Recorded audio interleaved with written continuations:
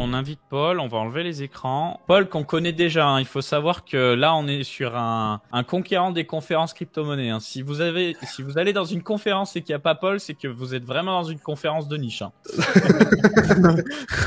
J'essaie d'être un peu partout, mais on n'a pas le choix en même temps. C'est un truc de malade, hein. Solana Breakpoint 1, 2, THCC, PBWS, on te voit à chaque fois, hein. Et même dans les side events, on te voit aussi. Je te laisse déjà te présenter toi individuellement. Qu'est-ce que tu fais? Ouais, donc moi ça va faire professionnellement 2 ans, un peu plus de 2 ans que je suis dans la crypto. Sur le côté, je suis encore Binance Angel pour l'équipe France. Et après, un peu plus personnellement, ça va faire 6 ans un peu que je m'intéresse à la crypto un peu avant. Pour les fans de Dofus, quand j'étais encore au collège, j'avais demandé un abonnement Dofus ou un Bitcoin à ma mère. J'avais eu l'abonnement Dofus. J'ai monté mon panda à niveau 200. Je pense que le Bitcoin aurait été un peu plus intéressant sur le long terme, mais bon. On va pas réécrire le passé, mais du coup voilà, je suis Head of Ecosystem à Kive.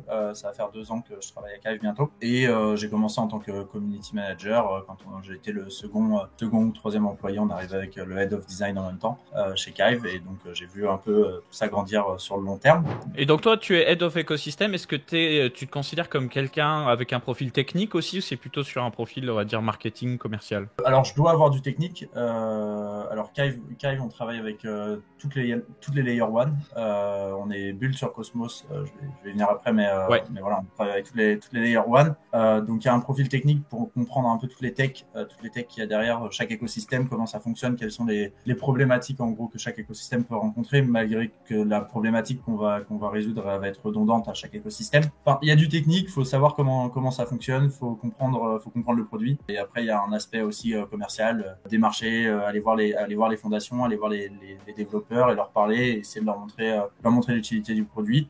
C'est chose faite, je pense, sur le long terme maintenant, mais oui, on est toujours en train de se développer, quoi. Enfin, c'est un monde en constante évolution, donc faut continuer d'évoluer avec ce monde-là. Et justement, donc là, on parle de Kive. Kive, très rapidement, c'est quoi? Tu nous dis que tu bosses avec différents Layer 1. Ça sert à quoi, Kive? Kive, c'est un data lake décentralisé. Donc, en gros, on va prendre toutes les datas qui vont être déterministiques, donc des datas qui vont être correctes ou incorrectes. Ça va être du vrai ou du faux. Il y a pas c'est du binaire. C'est très simple. Donc, ça peut être des datas on-chain. Donc, on dit on-chain, ça va être des datas de blockchain, ou des datas off-chain, donc des datas Web 2 qui viennent des datas météorologiques, des datas de crédit carbone, peu importe, qui ont besoin d'être validées d'une manière décentralisée avant d'être storées sur une solution de storage décentralisée. Donc, Kive n'est pas une solution de storage décentralisée, mais est un pipeline en quelque sorte entre une source de data et une solution de storage décentralisée type Arweave, IPFS, Filecoin, Greenfield qui vient sur BNB, etc., etc.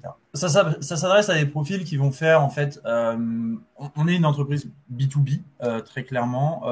On va avoir plusieurs use cases avec les data. Donc, on va se concentrer, je pense, sur une partie des data. On va parler des data on-chain, parce que je pense que c'est ce qui intéresse le plus votre audience. Nous, on va prendre toutes les data depuis le genesis d'une blockchain, donc le genesis, c'est-à-dire le premier bloc de blockchain, au dernier état de la blockchain. On va prendre toutes ces datas, et en fait, on va procéder par bundle. Donc, une bundle, ça va être une pièce de data, donc un bloc numéro 1 à 500. C'est un exemple, hein, c'est juste pour donner un exemple. Et en fait, on va avoir des nœuds qui vont prendre ces datas et qui vont les valider de manière décentralisée et les storer sur une solution de storage décentralisée. Ensuite, ces datas, elles peuvent être utilisées par des builders Web3 qui vont vouloir build un produit, ou des data analystes qui vont vouloir faire de l'analyse de data justement pour faire du trading, pour suivre des trends, etc.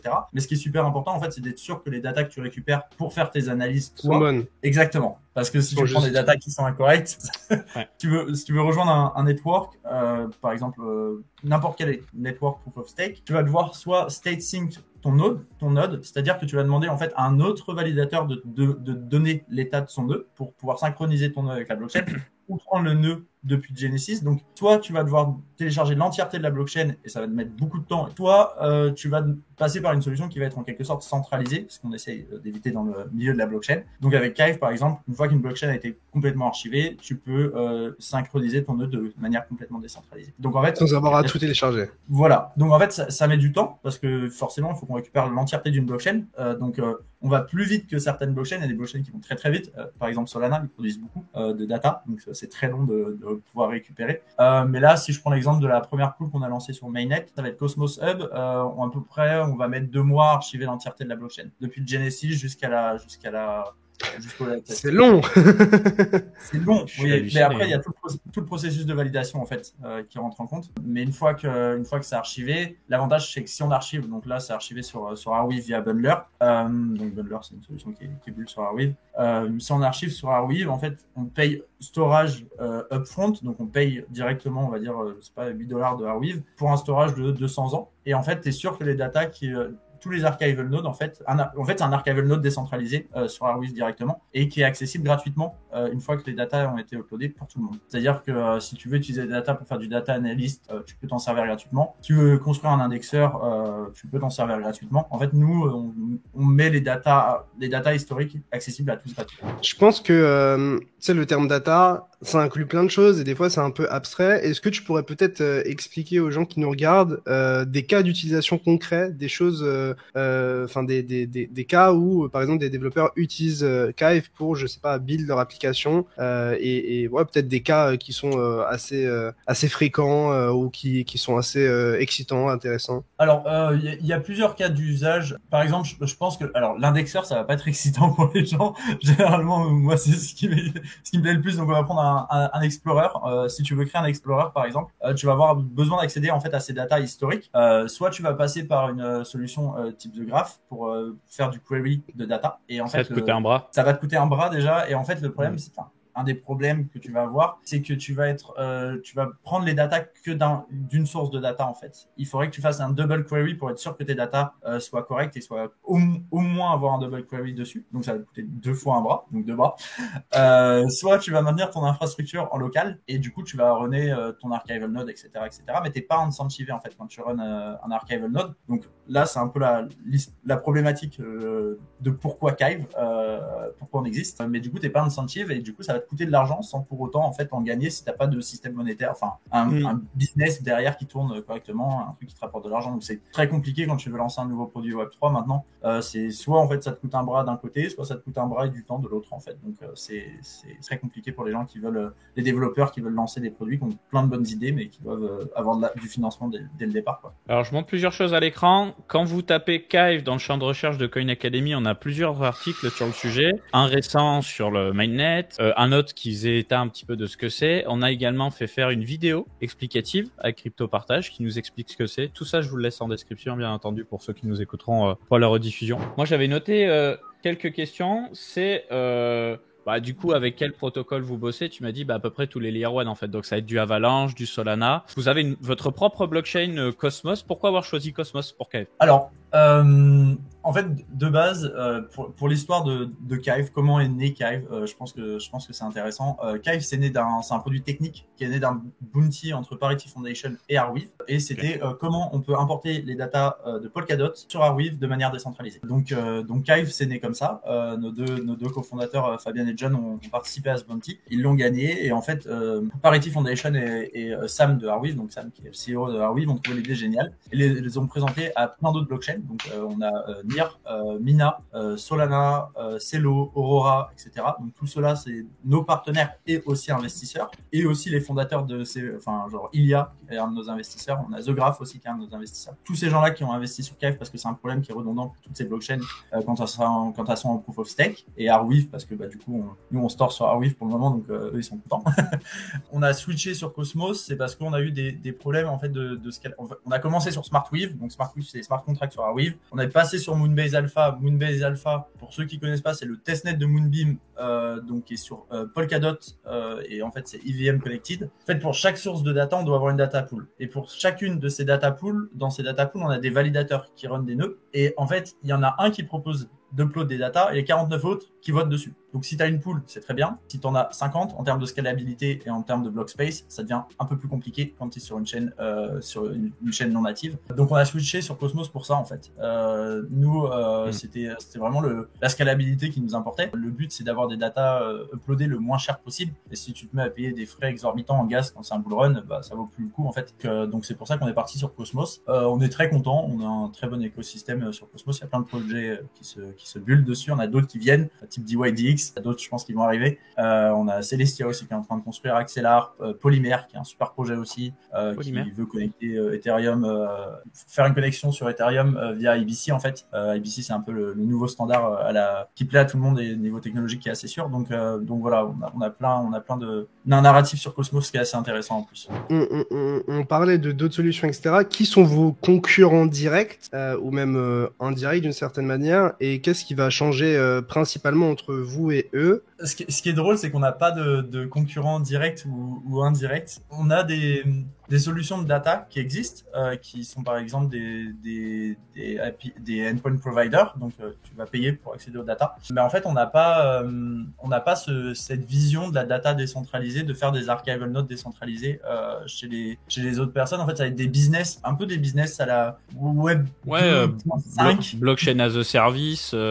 Voilà. SRS, en fait, qui vont vendre cet accès aux data, mais qui vont pas être sur de la création de data enfin pas sur mettre les data décentralisées et mettre les data en bien public en fait. Nous notre but c'est vraiment de mettre les data en bien public et de pousser ce narratif au plus loin.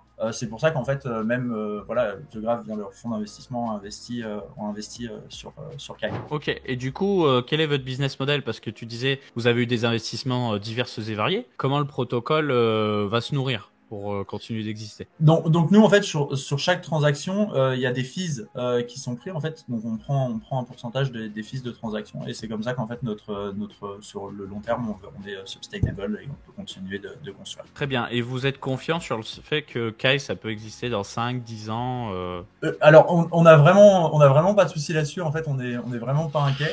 Le fait que les data historiques soient accessibles gratuitement, ça incentive les gens en fait à utiliser Kai pour construire. On a des discussions avec des entreprises Web 2 aussi qui sont très intéressées, parce que toutes les datas qui ont été uploadées via Kive peuvent être importées. On a fait un partenariat avec Arbite, qui est une société Web 2, qui construit un ELT pipeline. Donc c'est en gros quelque chose qui permet d'importer les datas dans une base de données locale. Plus les personnes vont devoir accéder à ces datas, plus les gens vont s'en servir pour faire du data analytics, en solution de back, pour construire des produits, etc., un explorer par exemple, etc.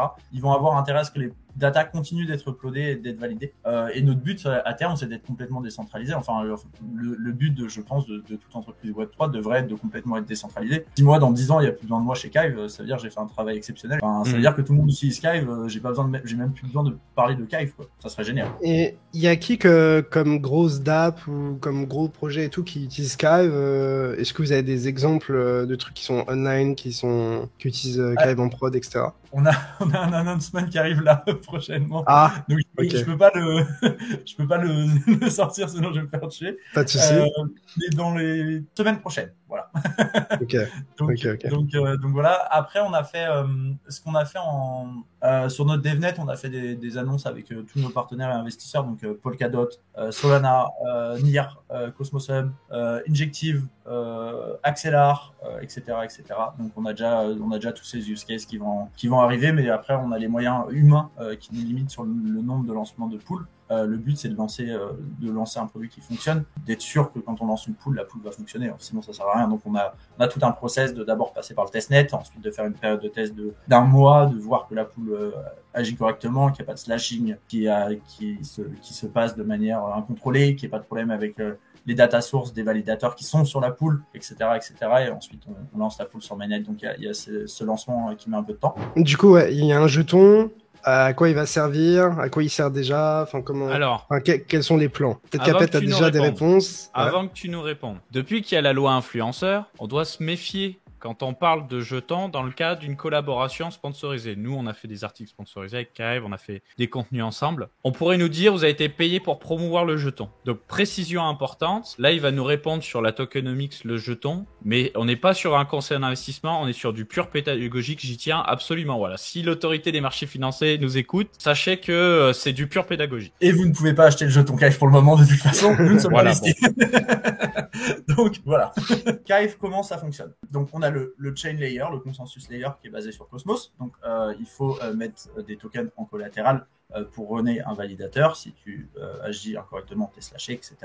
C'est l'utilité du jeton sur toutes les chaînes Cosmos, sur toutes les layer 1 basiquement. Et ensuite, on a la partie protocolaire. Alors, la partie protocolaire, je pense que c'est la partie un peu plus intéressante pourquoi le jeton et comment ça fonctionne. Pour chaque data stream, donc pour chaque source de data, tu vas avoir une data pool. Donc tu peux penser à une data pool en fait comme une pool de liquidité sur un DEX, donc Osmosis, donc tu as Osmo Atom, Acceleratom, etc. Donc pour chaque en fait paire d'assets, tu vas avoir un liquidity pool. Pour chaque source de data, tu vas avoir une data pool. Dans ces data pools, en fait, tu vas avoir des validateurs. Donc on va dire qu'il y en a 50 sur une data pool. C'est un chiffre qui est modifiable via la gouvernance, encore une fois. Ces validateurs, pour être sûr qu'ils uploadent des data correctes, en fait, ça va fonctionner comme un network proof of stake. Ils vont mettre en collatéral des jetons pour lancer leur validateur. En fonction du nombre de jetons, exemple, le 50e, on a 100. Si tu en mets 101, tu prends sa place. 100.01, tu prends sa place dans le validateur 7. Donc, le but, c'est qu'il reste dans le validateur 7. Ces validateurs vont tourner sur le côté une sorte d'archival node. Ils gardent pas toutes les datas, sinon ça serait beaucoup trop cher, mais ils vont garder les datas à 0, à une demi-journée extra des datas qui sont sur la pool, jusqu'à 2 jours. Et en fait, ça va être c'est un programme qui tourne derrière qui s'assure que ça garde les bonnes datas. Et en fait, ces validateurs donc, vont recevoir du stake des autres gens et vont upload des datas. Et leur but, en fait, eux, à faire tourner un validateur, c'est que les datas qu'ils uploadent, ils soient récompensés pour ça. Donc, en fait, sur Kive, il y a la partie validateur, donc qui va uploader les datas et ce qui intéresse plus les gens qui veulent, je sais pas, runner un node. Et la partie funder. La partie funder, ça va être les gens qui vont avoir besoin d'accéder à ces datas. La partie funder, en fait, ça va être des gens qui vont prendre des tokens, les mettre dans la partie funding, et en fait, en fonction des paramètres de la pool, donc size de data, après, il va avoir des coûts fixes. En fait, pour chaque bundle qui est uploadé, il y a du funding qui va partir directement au validateur. Et en fait, le jeton, il sert en fait au funder à payer les gens qui font tourner des validateurs pour continuer d'uploader des datas. Après, il y a tous les use cases que beaucoup de projets ont, la gouvernance par exemple, mais je pense que voilà, un jeton de gouvernance c'est très bien, mais c'est tous les jetons. On focus l'utility ici quoi. Voilà, nous en fait l'utilité de nos jetons, ça va être vraiment pour les validateurs donc qui veulent runner un node et pour les gens qui veulent que les datas continuent d'être uploadées. Je pense qu'on va terminer sur une dernière question, c'est quelles sont les étapes importantes pour vous à partir de maintenant? Tu nous as dit il y a le mainnet, le jeton il n'est pas encore listé, du coup c'est quoi les next steps? Quels sont les timings aussi? Alors, les timings. On continue en fait de bosser vraiment sur la partie économique protocolaire pour que ça soit le plus intéressant possible pour les gens d'utiliser Kive. Que le réel intérêt pour nous en fait c'est que pour les validateurs ça soit intéressant, mais pour les gens qui accèdent aux datas aussi, parce que si tu te mets à payer je sais pas 50 000 € pour accéder à des datas alors que si tu fais tourner ton archival node t'en as pour 7 000 €, tu vas faire tourner ton archival node, ce qui est logique. Donc voilà, il y a la partie économique qu'on finit de peaufiner et en fait qui est très, c'est un sujet un peu touchy parce qu'en fait en fonction du nombre de blocs etc, du coût d'infrastructure de chaque layer 1, c'est des coûts qui changent en fait, donc c'est des calculs qu'on doit refaire pour chaque layer 1 pour avoir en fait une économie propre pour chaque pool en quelque sorte. Tous ces paramètres à prendre en compte donc sur lesquels on bosse pour chaque nouvelle intégration, donc on va continuer de le faire et on va continuer de le faire sur le long terme parce qu'en fait on n'a pas le choix, et on va mettre tous ces outils bien sûr disponibles aussi au plus grand nombre dans un futur proche. Comme ça, si les gens veulent construire leurs propres intégrations, le mieux c'est qu'ils aient accès à tous les coûts pour les validateurs. Donc il va avoir tout ça. Le jeton n'est pas sorti en fait, est pas sorti avant que le mainnet soit lancé, ou que on aurait pu lancer la chain sans lancer le protocole et lancer un jeton. C'est clairement pas notre but. Nous on est un produit avec une utilité. C'est un utility token. C'est un produit, c'est un jeton pour une utilité. Et le but c'était pas de lever des sous avec un jeton quelconque, quoi que ce soit. Le but c'est que le jeton serve ait son utilité au niveau protocolaire. Donc il va avoir ça et je pense qu'il va arriver prochainement. Et on est focus sur la tech plus que sur les listings. On se fait un peu allumé par la commu sur ça, mais on est vraiment là sur la tech nous. L'éducation, on se focus énormément sur l'éducation aussi. On a la Kive Academy qui focus. On a un peu des articles un peu sur la blockchain en général parce qu'on a voulu faire un truc un peu cool pour essayer de voilà, pour les gens qui commencent, etc. Mais c'est pas trop un profil beginner qu'on a sur Kive, c'est plus des gens qui commencent à connaître, mais bon, on a toujours les gens qui savaient qui join et puis tombent sur le projet, hop, et puis ils se disent. Kive Academy, du coup, ok. Donc du coup, on essaye quand même. Puis on a des profils Web 2, comme je disais, donc c'est intéressant pour nous de leur expliquer aussi ce que c'est la blockchain, comment ça fonctionne, etc. Toutes ces choses-là. Et ensuite, on a des cours un peu plus spécialisés sur Kive, comment accéder aux data, comment construire un dashboard avec les data qui ont été uploadées via Kive, qu'est-ce que c'est Kive, etc., etc. Et donc Donc on va focus encore plus sur la partie éducation. Bah c'était top, moi c'est beaucoup plus clair en tout cas pour Kyve. Comme dit, vous avez tous les liens en description si vous nous écoutez sur YouTube pour pouvoir vous renseigner davantage, vous poser, écouter. Il y a même une petite vidéo qu'on a sortie sur la chaîne. On se dit à très vite et puis nous on est reparti pour l'actu et les fondamentaux. Ciao, Merci pour ton temps, Paul. Ciao. Tchuss. Ciao. Bonne soirée. Enjoy, bye. Hop, je reprends la main du coup. J'espère que ça vous a plu, un petit format comme ça, très technique c'est vrai, mais j'ai bien kiffé, il a bien expliqué franchement. Si tu as bien aimé cette vidéo condensée, sache qu'elle est extraite de notre chaîne YouTube Coin Academy. Du coup, si tu veux voir l'interview complète, je te laisse cliquer sur la miniature dans l'outro ou alors tu peux passer tout simplement par le lien dans la description.